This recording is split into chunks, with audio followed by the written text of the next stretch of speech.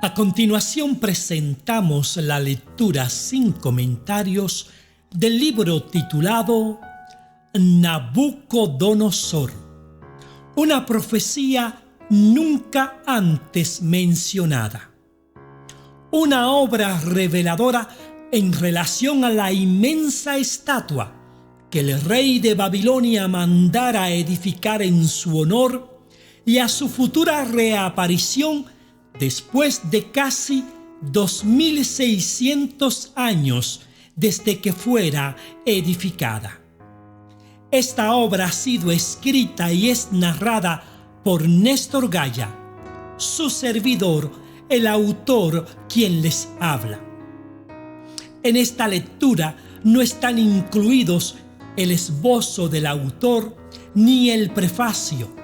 No obstante, usted los puede leer en línea y aún conseguir una copia de este libro en el enlace que hemos dejado para su conveniencia. O puede visitar nuestra página web www.lavozdeorion.org. Capítulo 1. Nabucodonosor en la profecía. El tema profético para la humanidad ha llegado a ser cuestión muy común desde la antigüedad.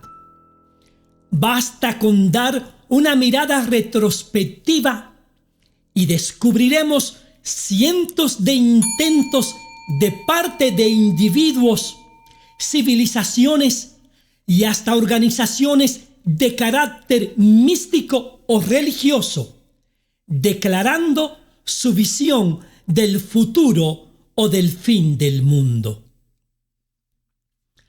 Hay una notable tendencia del ser humano por lo desconocido y su futuro incierto. Las leyes de la lógica obligan a una mente inteligente a buscar respuesta en un universo demasiado elaborado en su estructura y leyes de la física. Ignorar la realidad de una mente inteligente detrás de todas las cosas es imposible. Solo sería un acto de necedad poco inteligente. Pero resulta más difícil ignorar la presencia de fuerzas exteriores invisibles que en muchos casos se hacen muy notables. Lo místico y religioso han rodeado desde su existencia la vida del hombre. El hombre tiene una tendencia natural por el conocimiento de sus orígenes y raíces.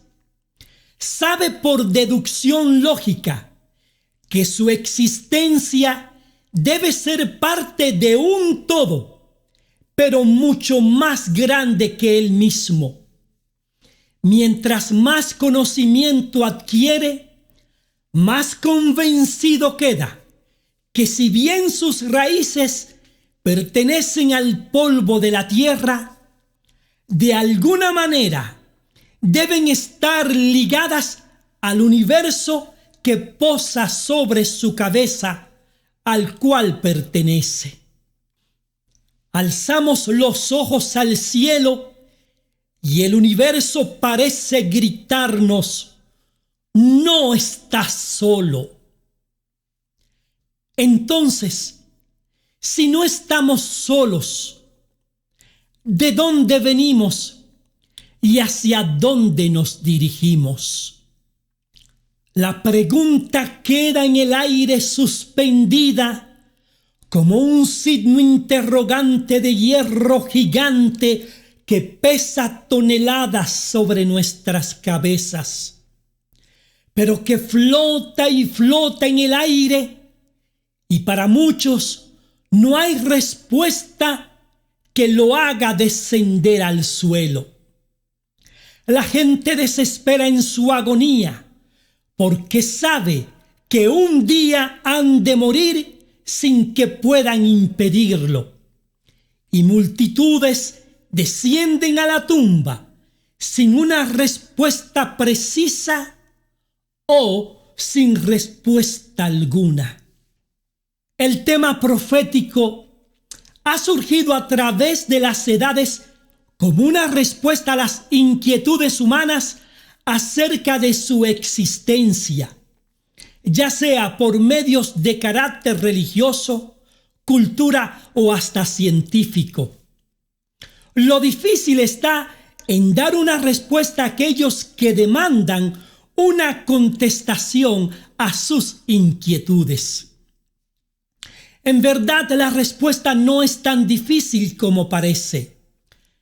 Es solo que la gran mayoría no ha podido dar con ella por prestar oídos a filosofías humanas de elementos o fuentes de información erradas. La gente ha prestado demasiada atención a adivinos, charlatanes, a culturas antiguas que se dedicaron a buscar respuesta en médiums espiritistas y que aún en tiempos modernos siguen teniendo profunda incidencia en las vidas de las personas, tal como la nueva era. Posiblemente la investigación científica es la más prudente, porque trata de ser objetiva en este sentido. No obstante, no hay manera alguna que la ciencia ni los médiums espiritistas puedan dar con el eslabón perdido. El futuro es solo y únicamente conocimiento de Dios todo omnisapiente. La mayor prueba de esto es el relato registrado en la Biblia en el capítulo 2 del libro de Daniel, en relación al rey Nabucodonosor y la imagen que vio en sus sueños. Nadie ha dado con la descripción del futuro con tanta precisión como se encuentra en este relato bíblico, con aproximadamente 2600 años de antigüedad.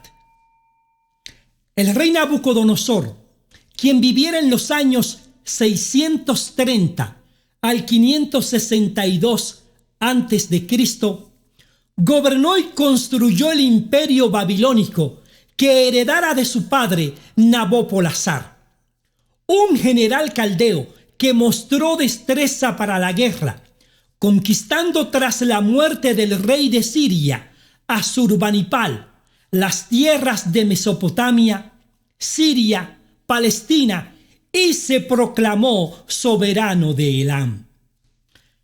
El cuadro político de Nabopolassar es sin lugar a dudas la inspiración para su hijo Nabucodonosor, quien de muy joven ya había mostrado su interés por gobernar y por la ciencia de la guerra.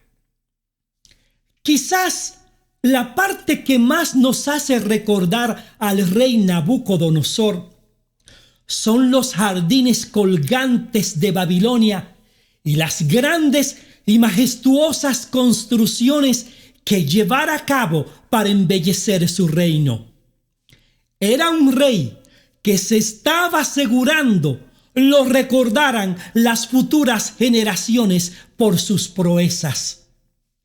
No obstante, el rey Nabucodonosor sería mencionado a través de la historia por un sueño que tuvo, más que por sus proezas y conquistas militares y sus maravillosas construcciones.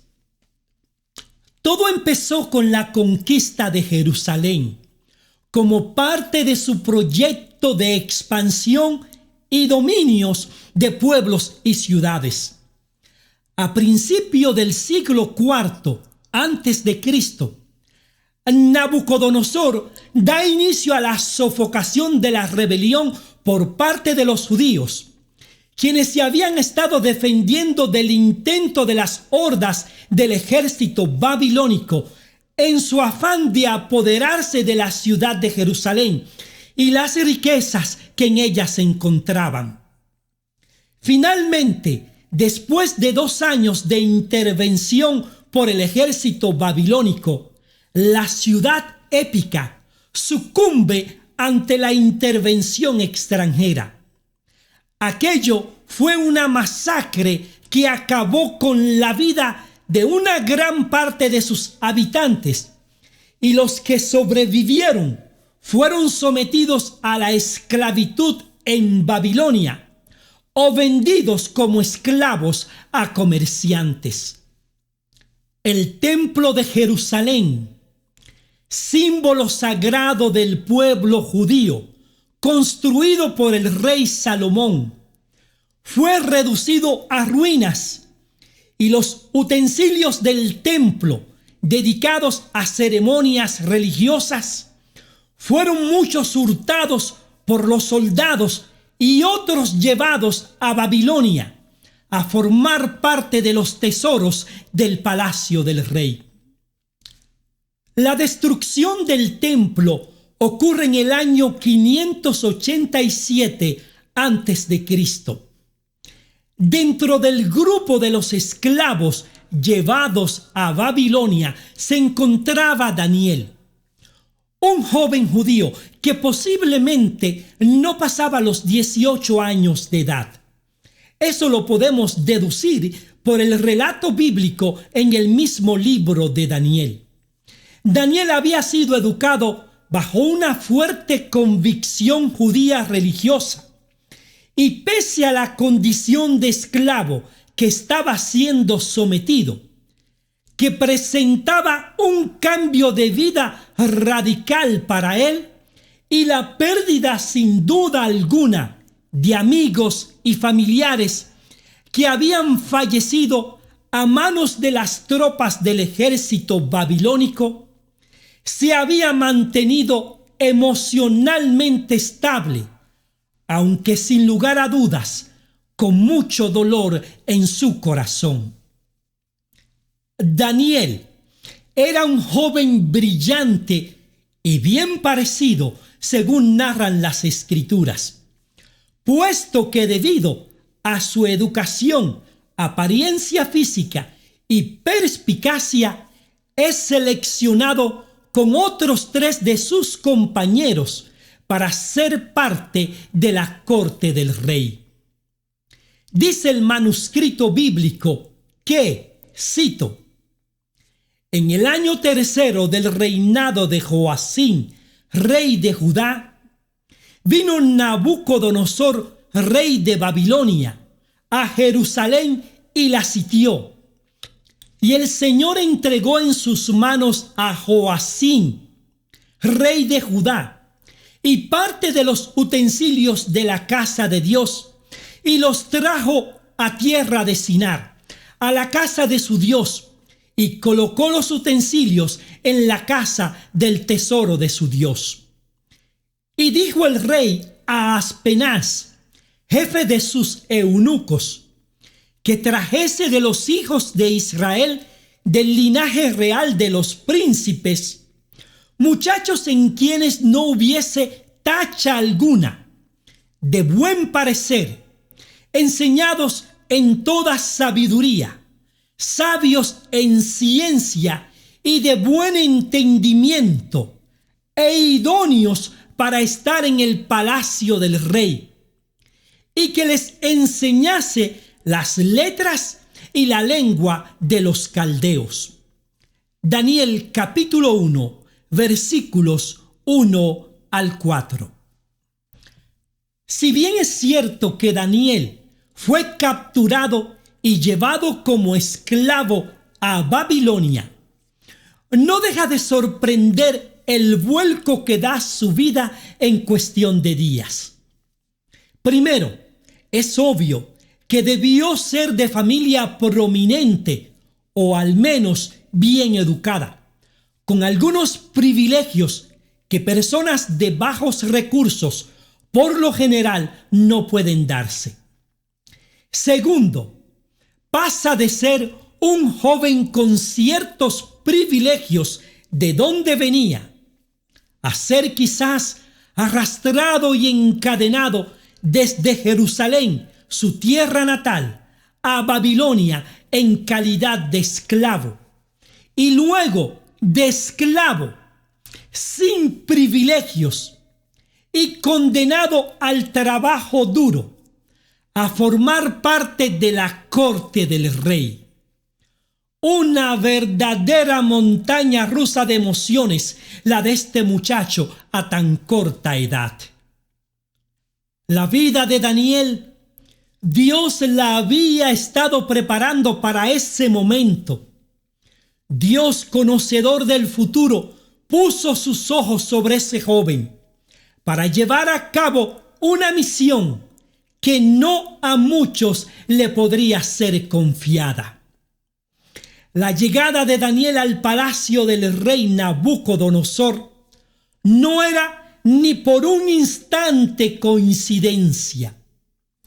El rey de Babilonia iba a ser el protagonista principal de una profecía que empezaba con su radiante reinado y terminaba con los últimos reinos que existirían hasta el fin de la historia de la humanidad y el fin del mundo.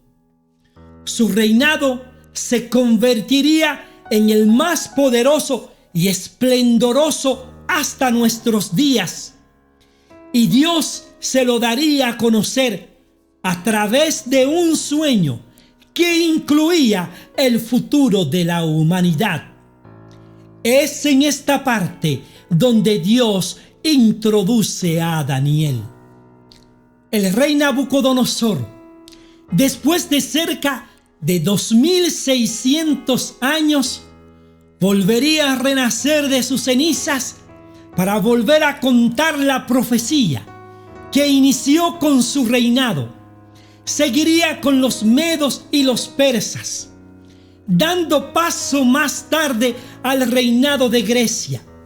Luego, los romanos, que gobernarían por más tiempo que ningún otro reino, dando paso más tarde a los reinos que formaron a Europa y el mundo que hoy conocemos. Finalmente, al finalizar el tiempo señalado para esos reinos, el Dios del cielo establecería un reino glorioso como ninguno, que no sería jamás destruido ni dejado a otro pueblo, y permanecería para siempre. Fin del capítulo número 1.